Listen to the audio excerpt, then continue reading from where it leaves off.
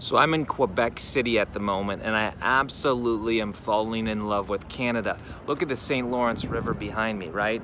I mean, this is a beautiful place. So I'm here with my family, and what happened the other day was so interesting. We were at this fantastic restaurant called Gibby's in Montreal. We had the best dinner, and my wife and I were there with our kids. And what happened was there was another American couple to the side of us. And, you know, that was pretty interesting. And so what we did is we began to strike up a conversation with these people. And after a short amount of time, my wife said, I am so amazed with the people in Montreal, the Canadians. They're so kind. I mean, there were so many times where we had questions and we were just on the side of the street in old Montreal. We had questions and people just came up and they answered our questions. They were so helpful. Nobody was mean. And so my wife was commenting to the other American couple at the table how nice Canadians are and how nice the people in Montreal are. And the lady said, oh no, you must be mistaken. She says, that's the exception.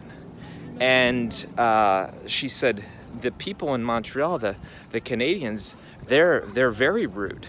And you know, my wife just kind of listened, and after we left for dinner, she commented like, you know, what was up with that lady? And I said, Kelly, look at her, you know?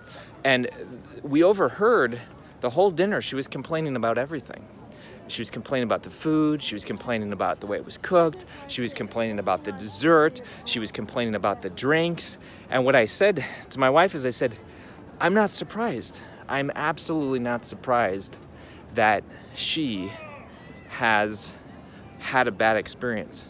Because remember, you don't see things the way they are. You see things the way you are.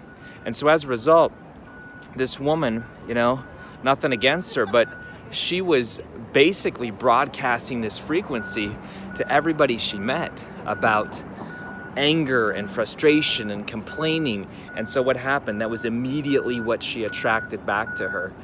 Look, this isn't the law of attraction. It's simply that you get what you reap what you sow. And look, I'm not saying we're the nicest people on planet Earth, my wife and I, but what we did is we basically try to give that vibe. We try to give that attitude. We try to be grateful. We try to thank people. We try to build relationships with people wherever we go. And what's interesting is we got seated in the best seats. We got served extra things. I mean, it just was amazing, like the favor that we had. And it's not because we're anybody special. It's simply because that's what we choose to broadcast. And look, we all have bad days, right? We all have frustrating experiences. But I want to challenge you. If you believe that everybody in a certain geographic region is mean, if you believe that everybody is, you know, bad attitude and everybody's complaining, do a little check. Do a little check and say, is that the frequency I'm giving off?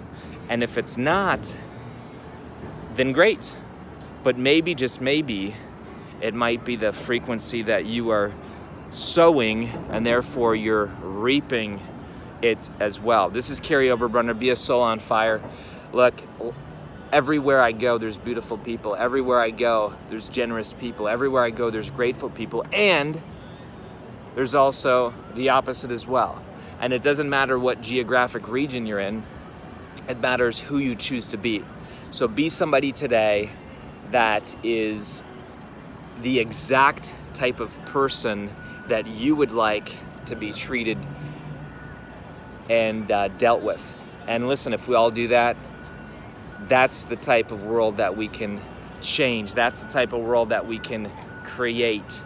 A world of givers, a world of people who care for each other, a world where people are not just out for themselves. This is Carrie Oberbrunner, Be a Soul on Fire today. Tag it, share it. Look, I love that guy playing guitar right there. Beautiful people all over. We'll see you.